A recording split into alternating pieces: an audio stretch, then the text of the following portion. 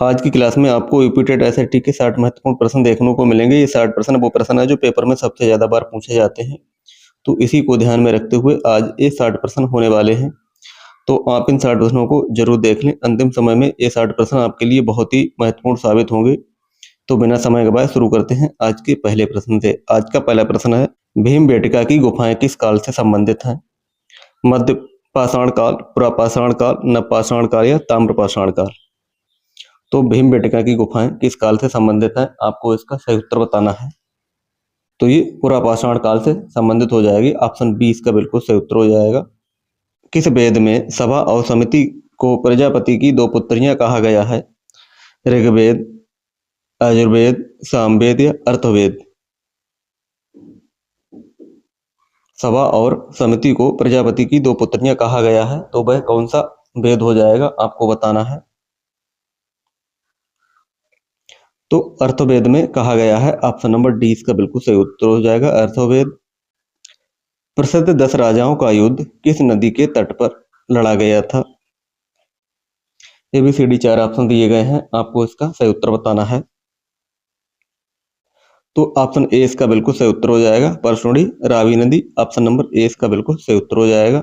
जैन धर्म के 23वें तीर्थंकर कौन थे? प्रश्न नंबर 4 का आपको सही उत्तर बताना है। क्या हो जाएगा इसका सही उत्तर? तो ये पार्श्वनाथ हो जाएंगे। ऑप्शन नंबर 20 का बिल्कुल सही उत्तर हो जाएगा। प्रश्न 5 है, मौर्य वंश का अंतिम शासक कौन था? कुषाण, दशरथ, संप्रति या बृहदत्त? तो ये बृहदत्त हो जाएंगे अंतिम। ऑप्शन नंबर डी इसका बिल्कुल सही उत्तर हो जाएगा, बृहदत्त। प्रश्न 6 है, इलाहाबाद स्तंभ लेख जिसे प्रयाग प्रशस्ति के नाम से भी जाना जाता है, इसका संबंध किस गुप्त शासक से है? चंद्रगुप्त प्रथम, समुद्रगुप्त, स्कंदगुप्त या चंद्रगुप्त विक्रमादित्य? प्रश्न 6 का आपको सही उत्तर बताना है। तो ये समुद्रगुप्त से संबंधित हो जाएगा। ऑप्शन नंबर 20 का बिल्कुल सही उत्तर हो जाएगा, समुद्रगुप्त। प्रश्न 7 है, त्रायन का द्वितीय युद्ध 1192 ईस्वी में किसके बीच लड़ा गया था? पृथ्वीराज चौहान और मोहम्मद गौरी, जयचंद और मोहम्मद गौरी, पृथ्वीराज चौहान और Mahmud Ghaznavi? Option number D, Rana Sanga और बाबर? तो त्रायन का द्वितीय युद्ध किनके बीच लड़ा गया था? तो ये पृथ्वीराज चौहान और मोहम्मद गौरी के बीच में लड़ा गया था। ऑप्शन ए इसका बिल्कुल सही उत्तर हो जाएगा। दिल्ली सल्तनत के किस सुल्तान ने बाजार नियंत्रण प्रणाली लागू की थी? इल्तुतमिश, बलबन, अलाउद्दीन खिलजी या मोहम्मद बिन तुगलक?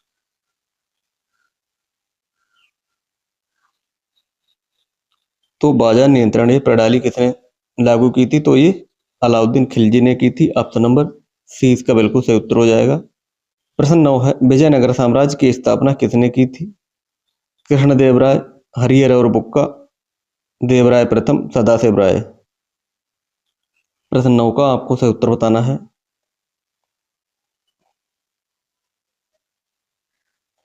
तो ये हरिहर और बुक्का इसका सही उत्तर हो जाएगा, ऑप्शन नंबर बी। प्रश्न 10 है, आईने अकबरी और अकबरनामा के लेखक कौन हैं? फैजी, अब्दुल कादिर, बदायूनी, अबुल फजल या गुलबदन बेगम?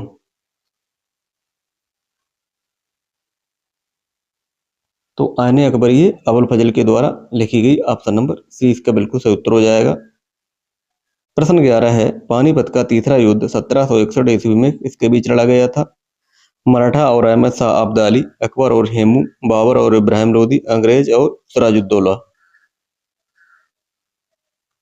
प्रश्न 11 का आपको सही उत्तर बताना है।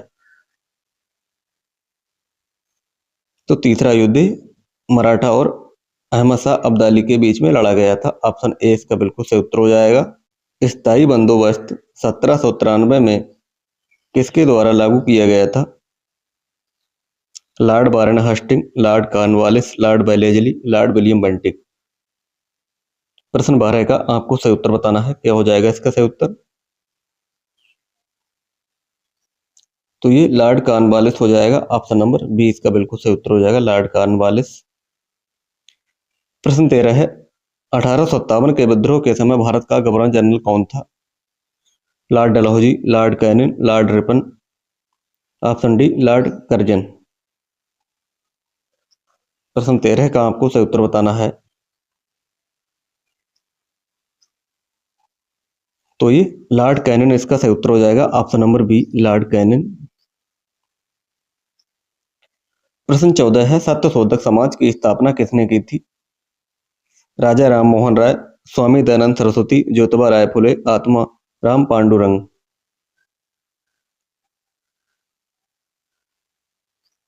तो ये ज्योतिबा राव फुले के द्वारा ये सत्यशोधक समाज की स्थापना की गई थी। ऑप्शन नंबर सी इसका बिल्कुल सही उत्तर हो जाएगा। प्रश्न 15 है, भारतीय राष्ट्रीय कांग्रेस के किस अधिवेशन में पूर्ण स्वराज का प्रस्ताव पारित किया गया था? सूरत अधिवेशन, लाहौर अधिवेशन, कलकत्ता अधिवेशन या हरिपुरा अधिवेशन।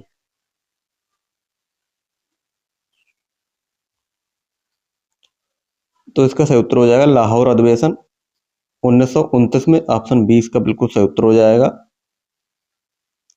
प्रश्न 16 है, सौरमंडल का सबसे गर्म ग्रह कौन सा है? बुध, शुक्र, मंगल या बृहस्पति। प्रश्न 16 का आपको सही उत्तर बताना है। सबसे गर्म ग्रह कौन सा हो जाएगा? तो ये शुक्र ग्रह हो जाएगा, ऑप्शन नंबर 20 का बिल्कुल सही उत्तर हो जाएगा, शुक्र ग्रह। वायुमंडल की किस परत में मौसम संबंधी सभी गतिविधियां होती हैं? आपको इसका सही उत्तर बताना है। समताप मंडल, क्षोभ मंडल, मध्य मंडल या आयन मंडल। तो ये क्षोभ मंडल में होती हैं, ऑप्शन नंबर 20 का बिल्कुल सही उत्तर हो जाएगा, क्षोभ मंडल। प्रश्न नंबर 18 है, विश्व की सबसे गहरी झील कौन सी है? सुपीरियर झील, कैस्पियन सागर, बैकाल झील या विक्टोरिया झील। प्रश्न 18 का आपको सही उत्तर बताना है। तो सबसे गहरी झील की बात करें तो ये बैकाल झील हो जाएगी, ऑप्शन नंबर सी इसका बिल्कुल सही उत्तर हो जाएगा, बैकाल झील। प्रश्न 19 है, चिनूक स्थानीय पवनें मुख्य रूप से कहाँ पाई जाती हैं? भारत में, ऑस्ट्रेलिया में, उत्तरी अमेरिका में या अफ्रीका में। तो चिनूक स्थानीय पवनें मुख्य रूप से कहाँ पाई जाती हैं? तो ये उत्तरी अमेरिका में पाई जाती हैं, ऑप्शन नंबर सी इसका बिल्कुल सही उत्तर हो जाएगा, उत्तरी अमेरिका। मयोन ज्वालामुखी किस देश में स्थित है? इंडोनेशिया, जापान, फिलीपींस या इटली। प्रश्न 20 है जिसका उत्तर आपको बताना है। तो मयोन ज्वालामुखी ये फिलीपींस में है, ऑप्शन नंबर सी इसका सही उत्तर हो जाएगा, फिलीपींस। भारत की मुख्य भूमि का सबसे दक्षिणतम बिंदु कौन सा है? Indira col, Cape Comorin, Kanyakumari, Indira point या किबिदू। प्रश्न नंबर 21 का आपको सही उत्तर बताना है। दक्षिणतम बिंदु कौन सा हो जाएगा? नर्मदा और तापी नदियां किस दिशा में बहती हैं और कहाँ गिरती हैं? प्रश्न 22 का आपको सही उत्तर बताना है। नर्मदा और तापी नदियां किस दिशा में बहती हैं और कहाँ गिरती हैं? तो ये पश्चिम की ओर बहती हैं और अरब सागर में गिरती हैं, ऑप्शन नंबर 20 का सही उत्तर हो जाएगा। प्रश्न 23 है, गोंडवाना लैंड का हिस्सा भारत का कौन सा भौतिक भाग है? प्रश्न 23 का आपको सही उत्तर बताना है।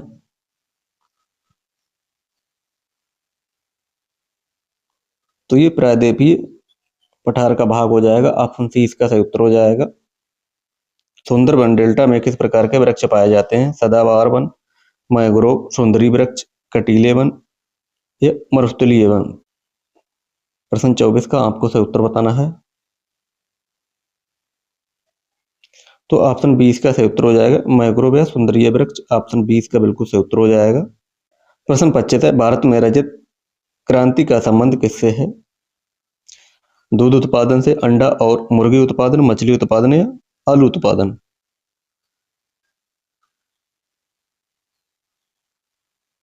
प्रश्न 25 का आपको सही उत्तर बताना है। तो ये अंडा और मुर्गी पालन से हो जाएगा, ऑप्शन बी। महमूद गजनवी ने भारत के प्रसिद्ध मंदिर सोमनाथ पर किस वर्ष आक्रमण किया था? एबीसीडी 4 ऑप्शन दिए गए हैं, आपको इसका सही उत्तर बताना है। 1025 में महमूद गजनवी ने भारत के प्रसिद्ध सोमनाथ मंदिर पर आक्रमण किया था, ऑप्शन सी इसका बिल्कुल सही उत्तर हो जाएगा। प्रश्न नंबर 27 है, प्रश्न 27 में पूछा गया है, संविधान के किस संशोधन द्वारा मतदान की आयु 21 वर्ष से घटाकर 18 वर्ष की गई थी। 42वां संशोधन, 44वां संशोधन, 73वां संशोधन या 61वां संशोधन। मतदान की आयु 21 वर्ष से घटाकर 18 वर्ष के संशोधन द्वारा की गई थी। तो ये 61वां संशोधन के द्वारा की गई थी, जो 1989 में किया गया था। ऑप्शन नंबर डी इसका बिल्कुल सही उत्तर हो जाएगा। प्रश्न नंबर 28 है, ब्रह्म समाज की स्थापना 1828 में किसके द्वारा की गई? राजा राम मोहन राय के द्वारा, स्वामी दयानंद सरस्वती, स्वामी विवेकानंद, ईश्वरचंद विद्यासागर।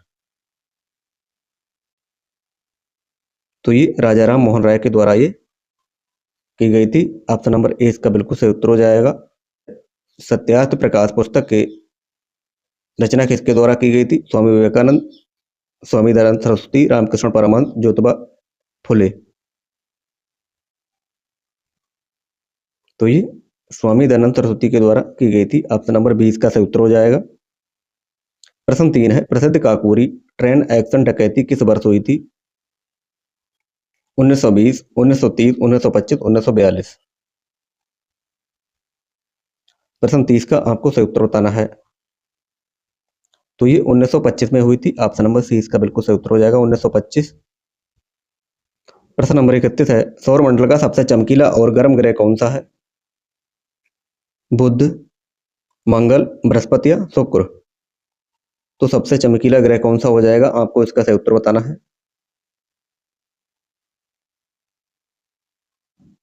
तो ये शुक्र ग्रह हो जाएगा। ऑप्शन नंबर डी इसका बिल्कुल सही उत्तर हो जाएगा, शुक्र। प्रश्न नंबर 32 है, प्रश्न 32 में आपको बताना है, जब पृथ्वी सूर्य और चंद्रमा के बीच आ जाती है तो कौन सी खगोलीय घटना होती है? सूर्य ग्रहण, चंद्र ग्रहण, ज्वार भाटा या उपसौर। प्रश्न नंबर 32 का आपको सही उत्तर बताना है। क्या हो जाएगा इसका सही उत्तर? तो चंद्र ग्रहण होता है। ऑप्शन नंबर बी इसका बिल्कुल सही उत्तर हो जाएगा, चंद्र ग्रहण जब होता है। प्रश्न नंबर 33 है, अंतरराष्ट्रीय तिथि रेखा के देशांतर को माना जाता है? प्रश्न 33 का आपको सही उत्तर बताना है। क्या हो जाएगा इसका सही उत्तर? अंतरराष्ट्रीय तिथि रेखा किस देशांतर को माना जाता है? तो 180 डिग्री देशांतर को माना जाता है। ऑप्शन ए इसका बिल्कुल सही उत्तर हो जाएगा, ऑप्शन नंबर ए। प्रश्न नंबर 34 है, ओजोन परत वायुमंडल के किस भाग में पाई जाती है जो पराबैंगनी किरणों को रोकती है? प्रश्न नंबर 34 का आपको सही उत्तर बताना है। क्षोभ मंडल, समताप मंडल, बाह्य मंडल या मध्य मंडल। प्रश्न 34 का आपको सही उत्तर बताना है। क्या हो जाएगा इसका सही उत्तर?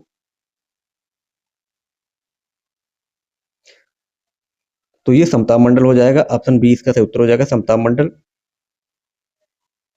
प्रश्न 35 है, रॉकीज, एंडीज और अल्पस किस प्रकार के पर्वतों के उदाहरण है? प्रश्न नंबर 35 का आपको सही उत्तर बताना है। क्या हो जाएगा इसका सही उत्तर? रॉकीज, एंडीज और अल्पस किस पर्वतों के उदाहरण है? बिलाक पर्वत, अवशिष्ट पर्वत, बलित पर्वत या ज्वालामुखी पर्वत।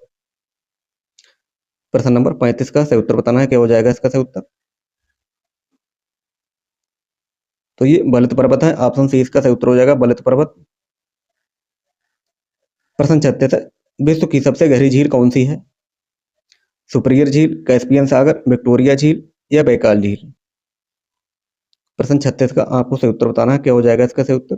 विश्व की सबसे गहरी झील कौन सी है? तो ये बैकाल झील हो जाएगी, जो रूस में पाई जाती है। ऑप्शन नंबर डी इसका सही उत्तर हो जाएगा, ऑप्शन नंबर डी। प्रश्न नंबर 37 है, प्रश्न 37 में पूछा गया है, गरजता चालीसा क्या है? चक्रवाती तूफान है। ऑप्शन बी, दक्षिणी गोलार्ध में 40 डिग्री अक्षांश के पास चलने वाली तेज पछुआ हवाएं हैं। ऑप्शन सी, उत्तरी गोलार्ध के मानसूनी बादल हैं। ऑप्शन डी, मरुस्थलीय धूल भरी आंधियां हैं। तो गरजता चालीसा क्या है? आपको इसका सही उत्तर बताना है। तो ऑप्शन 20 का बिल्कुल सही उत्तर हो जाएगा, दक्षिणी गोलार्ध में 40 डिग्री अक्षांश के पास चलने वाली तेज पछुआ हवाएं हैं, जिसे गरजता चालीसा कहते हैं। ऑप्शन नंबर 20 का सही उत्तर हो जाएगा। 38 है, शिक्षा को किस सूची के अंतर्गत रखा गया है? संघ सूची, राज्य सूची, समवर्ती सूची या अवशिष्ट शक्तियां। तो शिक्षा को समवर्ती सूची के अंतर्गत रखा गया है। ऑप्शन सी इसका सही उत्तर हो जाएगा। प्रश्न 39 है, संविधान के किस अनुच्छेद के तहत राज्यों में राष्ट्रपति शासन लगाया जाता है? अनुच्छेद 352, अनुच्छेद 356, अनुच्छेद 360, अनुच्छेद 368। प्रश्न 39 का आपको सही उत्तर बताना है। राष्ट्रपति शासन किस अनुच्छेद के अंतर्गत लगाया जाता है? तो ये अनुच्छेद 356 के अंतर्गत लगाया जाता है। ऑप्शन नंबर 20 का सही उत्तर हो जाएगा। प्रश्न 40 है, राज्यसभा का पदेन सभापति कौन होता है? राष्ट्रपति, उपराष्ट्रपति, प्रधानमंत्री, लोकसभा अध्यक्ष।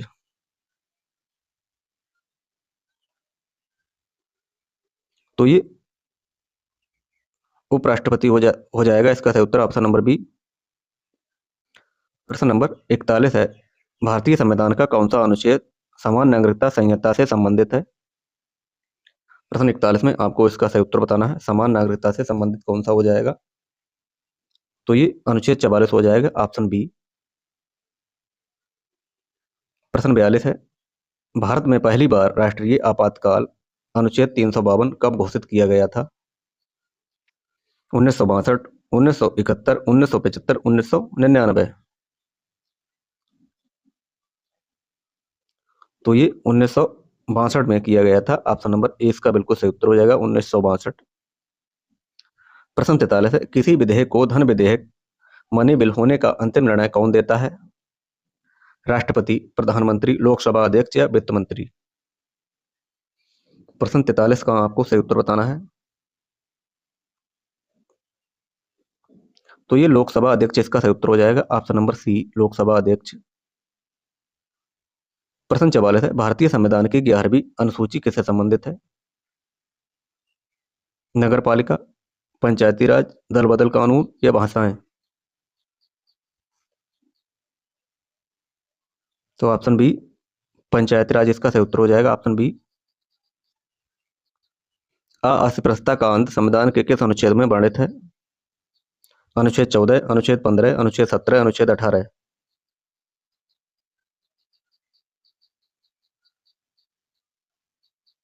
ऑप्शन नंबर सी इसका बिल्कुल सही उत्तर हो जाएगा, अनुच्छेद 17। प्रश्न 45 का ऑप्शन नंबर सी इसका सही उत्तर हो जाएगा।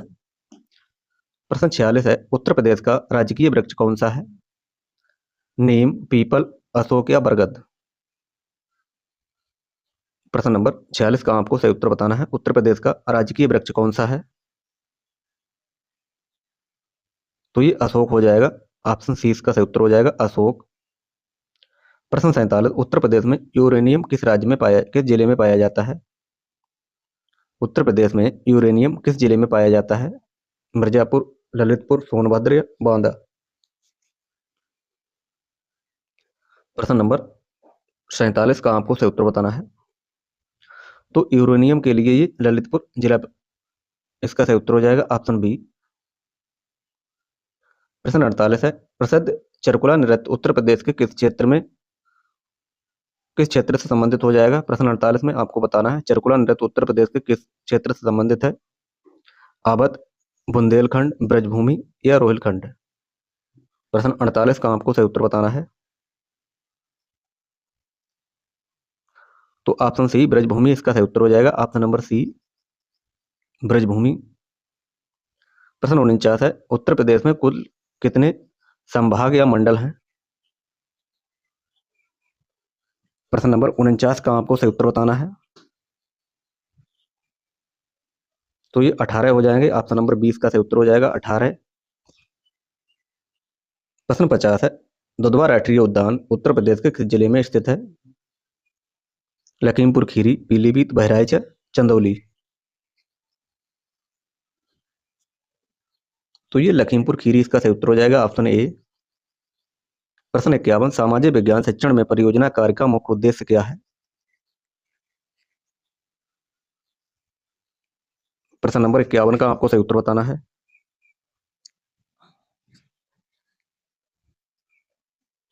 तो ऑप्शन नंबर 20 का बिल्कुल सही उत्तर हो जाएगा, व्यवहारिक अनुभवों के माध्यम से अधिगम को बढ़ावा देना। ऑप्शन 20 का सही उत्तर हो जाएगा।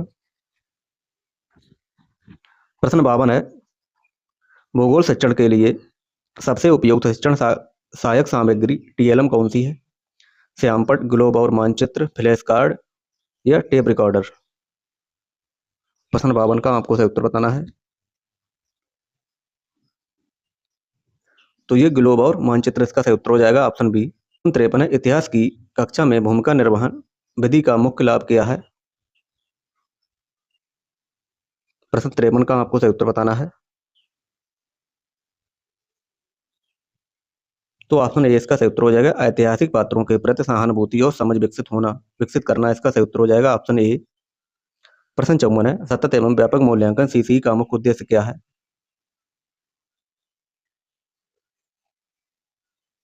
तो छात्रों के विकास के शैक्षिक और सह-शैक्षिक दोनों पक्षों का मूल्यांकन ऑप्शन बी इसका सही उत्तर हो जाएगा।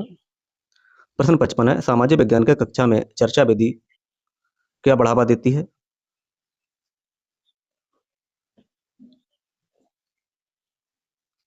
तो ऑप्शन नंबर सी आलोचनात्मक और स्वतंत्र सोच को बढ़ावा देती है, ऑप्शन सी इसका सही उत्तर हो जाएगा।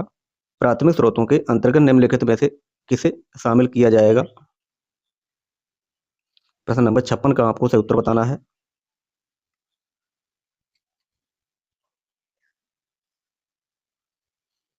तो ये पुरातात्विक सिक्के और शिलालेख इसका सही उत्तर हो जाएगा, ऑप्शन नंबर बी। प्रश्न नंबर 57 है, सामाजिक विज्ञान की पाठ्य पुस्तकों में चित्रों और कार्टूनों का प्रयोग क्यों किया जाता है? प्रश्न नंबर 57 का आपको सही उत्तर बताना है, क्या हो जाएगा इसका सही उत्तर?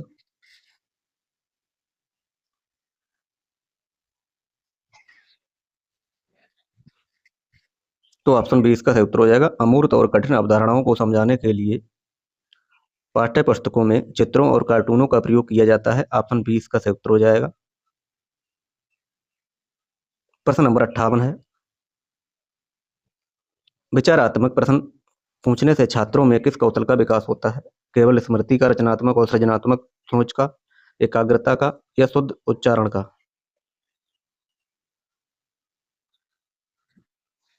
तो ये रचनात्मक और सृजनात्मक सोच का, ऑप्शन नंबर बी इसका सही उत्तर हो जाएगा।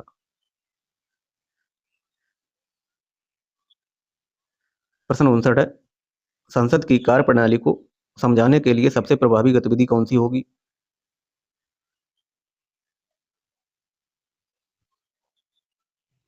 तो ये मॉक पार्लियामेंट जिसे युवा संसद का आयोजन करना इसका सही उत्तर हो जाएगा, ऑप्शन नंबर बी। आज का अंतिम प्रश्न है जिसका उत्तर आपको बताना है, सामाजिक अध्ययन में उपचारात्मक शिक्षण का उद्देश्य क्या है? मेधावी छात्रों को आगे बढ़ाना, छात्रों को की सीखने संबंधी कठिनाइयों और कमियों को दूर करना, अभिभावकों को रिपोर्ट कार्ड देना या नई पाठ्य पुस्तक को पढ़ाना? प्रश्न 60 का आपको सही उत्तर बताना है। तो ऑप्शन नंबर 20 का सही उत्तर हो जाएगा, छात्रों की सीखने संबंधी कठिनाइयों और कमियों को दूर करना, ऑप्शन 20 का बिल्कुल सही उत्तर हो जाएगा। तो ये रहे आज के बहुत ही महत्वपूर्ण 60 प्रश्न। इन 60 प्रश्नों में से आपने कितने प्रश्न सही किए हैं, इसका उत्तर आप कमेंट बॉक्स में जरूर बताएं।